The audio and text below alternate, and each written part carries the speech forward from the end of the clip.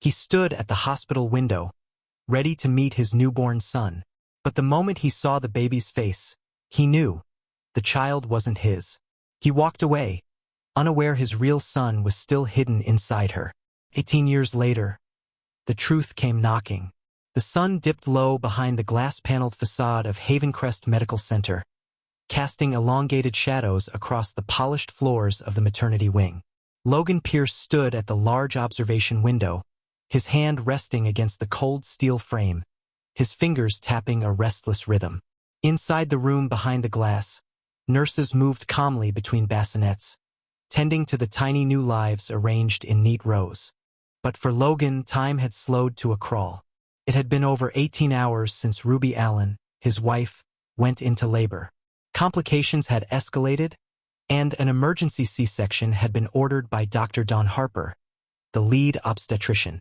Logan had braced himself, but now that the moment had arrived, unease crept over him like frost. Don Harper had warned Ruby countless times during her pregnancy. She'd been advised to avoid strenuous activity, to reduce stress, but she had insisted on her regular tennis therapy, dressing in expensive sportswear and returning after hours, barely winded. She dismissed concern with a breezy laugh, always insisting she knew her limits.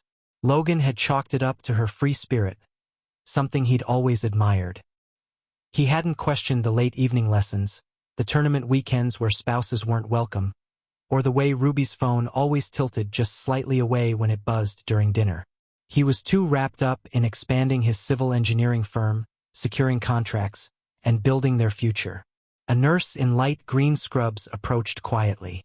"Mr. Pierce, your wife is out of surgery. Would you like to meet your son?" Logan nodded silently and followed her down the sterile hallway, the scent of antiseptic sharp in his nostrils.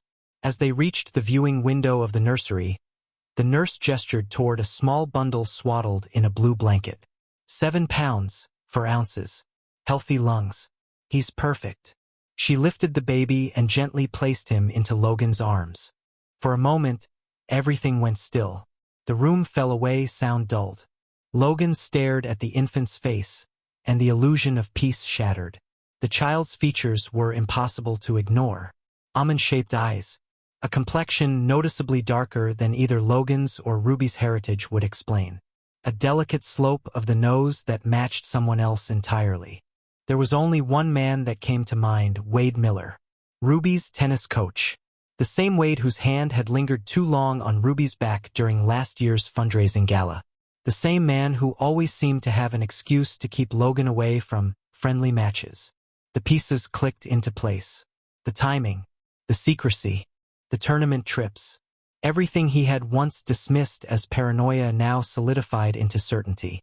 The nurse's voice pulled him back. "Sir, are you feeling all right?" Logan blinked. His arms tightened slightly before he handed the baby back with precise care. "Please let Ruby know I stepped out to make a few calls," he said calmly, his tone belying the chaos in his mind. He walked with controlled steps out to the parking garage, each footfall echoing off concrete like punctuation.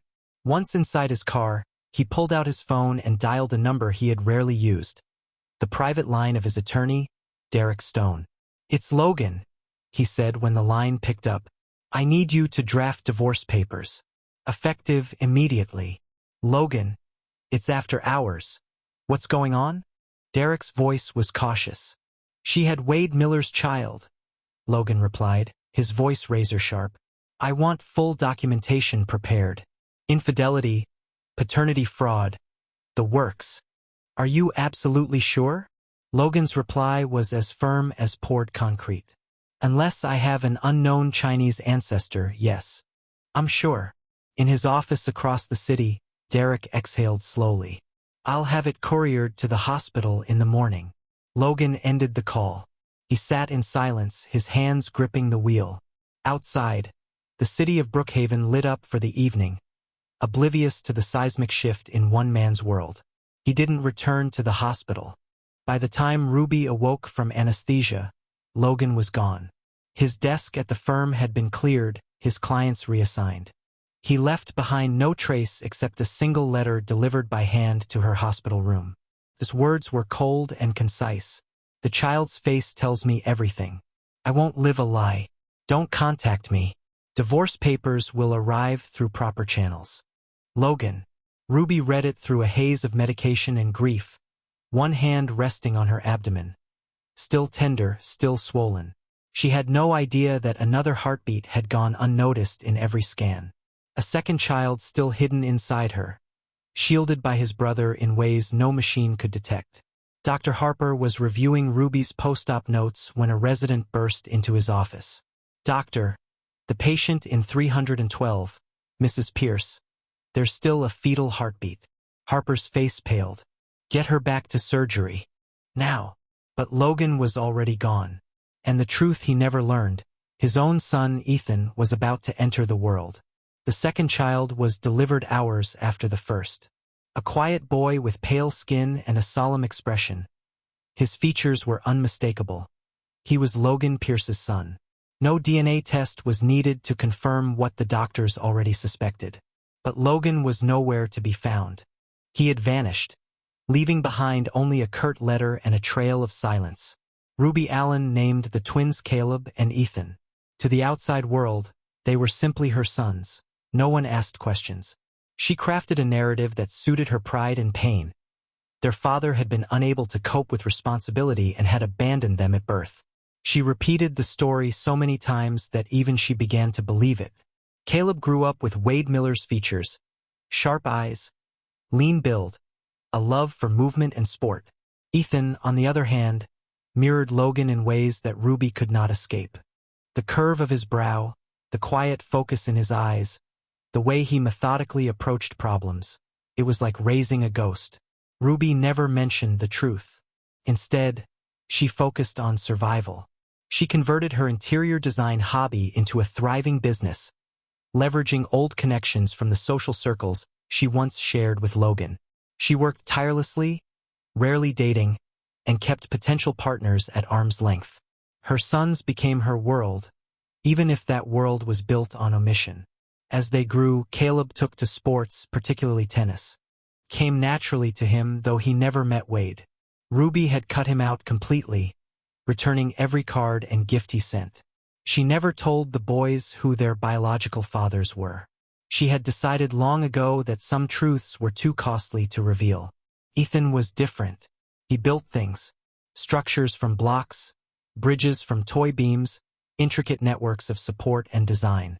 His room looked more like an engineering lab than a child's space. Ruby watched in silence as he gravitated toward architectural magazines and engineering journals, the same ones Logan had once filled with his groundbreaking designs. Meanwhile, in the city of Rainford, Logan was carving out a new identity. His work in sustainable infrastructure had caught the attention of several influential firms, and he quickly rose to prominence. He never remarried. He never had more children.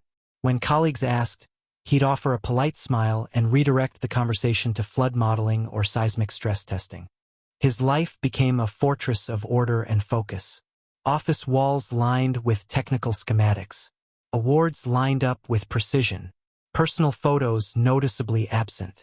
He had chosen clarity over chaos, and the cost was something he refused to calculate. Over the years, Logan's reputation grew. He became known for innovation, discipline, and a certain emotional distance. Contractors respected his rigor. Young engineers admired his logic.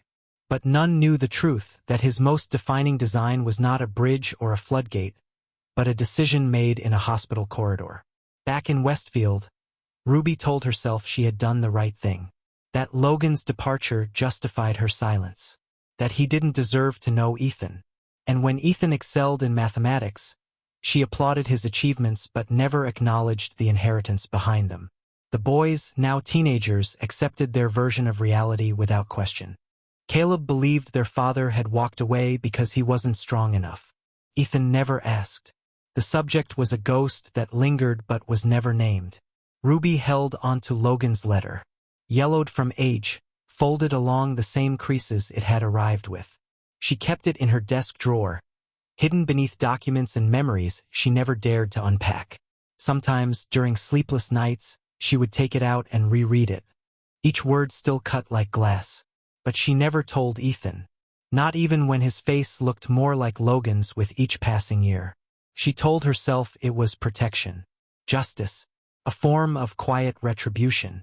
But deep down, she knew it was fear of the truth shattering the version of the world she had worked so hard to preserve. Logan, for his part, rarely allowed himself to think about what he had walked away from. If the child wasn't his, the marriage wasn't real. That had been the conclusion, sharp and efficient. Just like one of his calculations. But in quiet moments, on long drives, or during the stillness of early morning meetings, he sometimes caught himself wondering about what might have been, about the other child, about the boy he never held. Neither of them knew the weight that time was adding to their silence. Each year passed like another layer of concrete, solidifying the distance between father and son. Truth remained buried, locked behind decisions that once seemed final. But truth, like water, finds a way through even the most well-constructed barriers. And in the quiet rhythm of Ethan's pencil as he sketched new bridge models in his notebook, in the way Logan lingered a moment too long on a news article about young engineering prodigies, the foundations were already shifting. The silence would not hold forever. The diagnosis arrived with the quiet finality of a verdict. Advanced pancreatic cancer. Ruby Allen sat in the sterile stillness of Dr. Lila Moreno's office, her eyes scanning the words on the screen as though rearranging them might change their meaning. She barely registered the treatment plan or the whispered reassurance that clinical trials were an option. All she could think about was the letter in her purse, Logan's letter, tucked away for nearly 2 decades, yellowing with the passage of time, still capable of drawing blood. 3 months, maybe 4. Long enough to prepare, short enough to force action. Long enough to finally tell the truth. At home, she found Ethan hunched over the dining table, his notebook covered in structural diagrams, engineering journals scattered around like leaves after a storm. His focused posture, the way he absent-mindedly pushed his glasses up. Every motion echoed Logan Pierce so perfectly it made her chest ache. He looked up as she entered. What did the doctor say? From the kitchen, Caleb joined them, his tone already shifting toward logistics. We'll get a second opinion. There's treatment. Options. Ruby shook her head slowly. There's more I need to tell you, she said, then stopped. Not yet. Not with both boys present. The weight of her silence felt heavier than the diagnosis itself. Over the next few weeks, appointments blurred together. Ruby's health deteriorated quickly. Caleb continued managing medications, researching specialists, arranging transportation. Ethan, quieter, became her shadow, reading beside her bed, sketching structural concepts on his tablet, absorbing knowledge as if he could fix the unfixable. One afternoon, with Caleb at work, Ruby asked Ethan to sit beside her. The room was dim, afternoon light cutting narrow slashes through the blinds. Her voice was barely above a whisper. There's something I've hidden from you, Ethan. Something you deserve to know. He tensed. The topic of their father had always been an invisible wall. Thick, unspoken, impenetrable. Ruby reached into the drawer and pulled out a worn envelope, its contents thick with documents. DNA test results, birth records, old photographs, and clippings from engineering publications. Logan Pierce is your father, she said. Ethan stared at her, unmoving. What? He never abandoned you. He never knew about you. He thought Caleb was the only child. The scans, they missed you. You were hidden behind your brother. And by the time they realized, Logan had already left. The words tumbled out like a dam breaking. I was furious, she continued. Hurt, betrayed. So I made the choice to never tell him. I told myself if he could walk away so easily, he didn't deserve you. But that wasn't justice, Ethan. That was revenge. She placed the envelope in his hands. Inside, you'll find everything. Test results. His last known address. Articles about his work. You're just like him. Ethan opened the envelope with trembling fingers. Page after page revealed the life of a man he had never met but had somehow mirrored his entire life. Photographs of Logan at engineering conferences. News clippings about his flood-resistant infrastructure systems. academic publications full of theories Ethan himself had started to explore. "All this time," he whispered, "you told us he walked out, that he didn't want us." "I lied," Ruby admitted, tears forming. "I was angry, and I let that anger shape your life." He stood suddenly, the papers still clutched in his hands. "I need time." "I know," Ruby said, "but we don't have much of it." Ethan left the room in silence, heart pounding under the weight of a truth that redefined his entire identity. That night, he read everything. Every article, every note. Logan Pierce wasn't just a father. He was a version of Ethan's future, complex, precise, and rooted in the same obsession with structure and systems. The resemblance was more than physical, it was mental, philosophical. When he finally told Caleb, his brother sat in stunned silence before nodding slowly. "I always wondered," Caleb admitted. "We never looked alike. And you're basically a younger version of those photos." "You knew about Wade?" Ethan asked. Caleb nodded again. "I found some birthday cards once. From him. Mom always returned them unopened." They sat in silence, the fracture between them filled now with shared understanding rather than secrets. Ethan's next steps came quickly. He researched Logan's career, tracked his public presentations, conference appearances, and research contributions. The trail led to Portland, an engineering summit. Logan Pierce was scheduled to give the keynote address. He bought a ticket, printed it, and packed the envelope. The morning before his departure, he stood over Ruby's hospital bed. "I'm going to see him." She opened her eyes with effort. "Tell him." "I'm sorry." Ethan nodded. "I will." As he left the room, the envelope clutched in his bag like a key to something long buried. He looked back once. Ruby's eyes followed him to the door. The truth was no longer hidden. It had been passed on. Now it was up to Ethan to decide what to build from it. The Portland Convention Center was alive with motion. Engineers, consultants, and scholars moved between exhibition halls, their badges swinging with purpose. Among them, Ethan Pierce blended in, though every step he took was weighted with something no credential could reflect. Inside his bag, a worn envelope held fragments of his past, birth records, DNA tests, news articles. At the top of the day's agenda, printed in bold, Dr. Logan Pierce, keynote address. As the clock struck 10, Logan took the stage. His presence was composed, his manner direct. He spoke with sharp clarity, walking the audience through revolutionary flood control systems designed to adapt with natural flow rather than resist it. His tone never wavered, each concept delivered with precision. From the back of the room, Ethan watched silently. The resemblance was undeniable, not just in their faces, but in their way of thinking. The diagrams Logan used mirrored sketches Ethan had been drawing for years. It was more than coincidence. It was lineage made visible. After the session, attendees lingered with questions, but Ethan waited.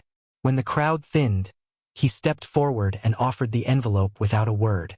Logan glanced at the contents, his expression tightening only slightly. The recognition was instant, but his posture remained professional, calm. They moved to a quiet table in the building's lobby.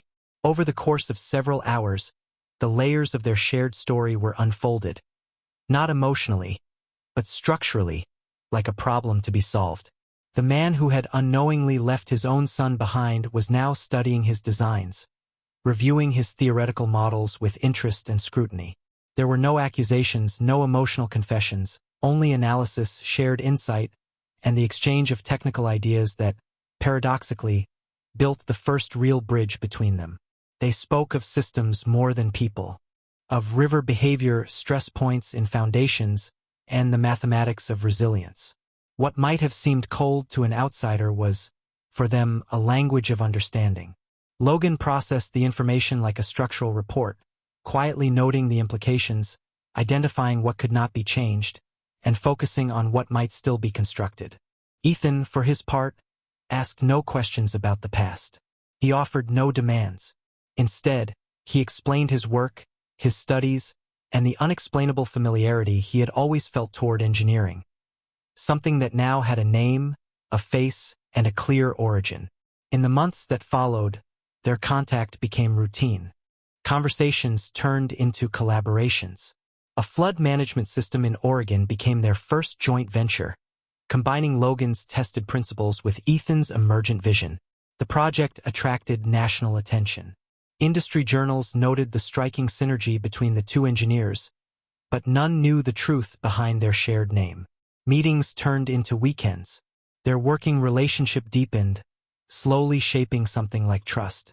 Without saying it, they both understood that the past could not be undone. But it could be acknowledged, and something new could rise from its ruins. Logan never spoke of Ruby. Ethan never asked about her. The silence wasn't avoidance. It was mutual recognition that their shared path began from this point forward, not backward. What they built together was more than infrastructure. It was a design for a kind of forgiveness that didn't need to be spoken aloud. It was proof that even a fractured foundation, once uncovered, could hold weight. Years passed, and the collaboration between Logan Pierce and Ethan grew into something larger than either of them had expected. What had begun with cautious observation turned into a legacy project. A bridge designed to adapt to seismic stress patterns, engineered for a coastal city known for its vulnerability. It was their final shared blueprint, the most ambitious to date. The bridge would come to represent more than engineering excellence. It became a monument to generational endurance. Each section, each calculation, a silent testament to the choices that had led them there. Logan's decades of experience fused with Ethan's evolving perspective, and together they crafted a solution neither could have achieved alone. Their design was heralded by peers. At an international summit, Ethan stood on stage while Logan watched from the audience. For the first time, their shared name was spoken publicly, not as a professional coincidence but as a fact of legacy. Ethan delivered the presentation with quiet authority, echoing the same deliberate cadence Logan had once used. Logan's health began to decline not long after. He worked until the final week of his life, offering feedback, reviewing models, and approving their final joint paper. It was a study in adaptive architectural systems, one that would become standard reading in many engineering programs. His passing was quiet, dignified. The funeral was attended by industry leaders, former collaborators, and family. Ethan stood beside his brother Caleb and his young son, Logan's grandson, who now showed early signs of the family trait. Quiet focus, endless questions, a love for structure. Caleb had come to peace with the past. Though his connection to Logan had never been biological, he had respected the man who helped raise his brother into someone principled and strong. Both brothers now understood that what defined family had more to do with integrity than origin. Logan's headstone bore a simple inscription, one he and Ethan had chosen together during a walk along a coastal pier. The greatest structures are built on foundations of truth. Years later, the phrase would become etched into plaques, stitched into textbooks, and quoted by students who had never known the story behind it. The engineering firm that Logan had once built now bore both of their names. Ethan continued its mission, expanding sustainable solutions, mentoring younger engineers, and raising his children with the same values his father had come to live by: precision, responsibility, honesty. Sophia, his daughter, had a gift for spatial logic and an intuitive grasp of structural behavior. She often studied in her father's office, piecing together intricate block designs while he worked. His son Ryan, now in university, was deep into structural modeling and already preparing his first paper on materials elasticity under rotational stress. The family gathered monthly for dinners. Caleb, Ethan, their partners, the children. These evenings became rituals. Over shared meals, they talked about ethics in design, the importance of asking better questions, and how anger could erode more than steel if left unchecked. They rarely spoke of Ruby. She had passed away years earlier, alone and unvisited. Her choices had isolated her, turning once strong connections into silence. Even Caleb, once loyal to a fault, had drifted from her in the end. Wade Miller, too, faded into obscurity.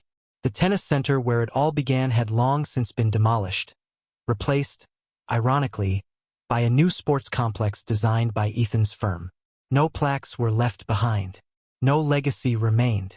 just empty court lines buried beneath new foundations.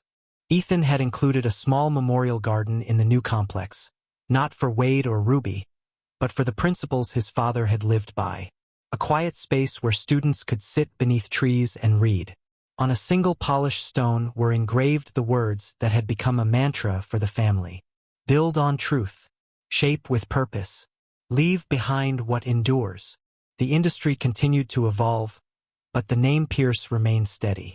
Not as a monument to genius, but as a reminder that structure was more than material. It was legacy. It was choice. And most of all, it was truth. Ethan kept Logan's first marked-up blueprint in his office. Creases worn from years of use. Both of their handwriting layered in pencil and ink. It wasn't perfect, but that, too, was part of the story. Because the greatest structures weren't the ones that resisted pressure. They were the ones designed with enough understanding to adapt. And for Ethan, that structure began the day he chose to find his father and rebuild the truth from the silence beneath.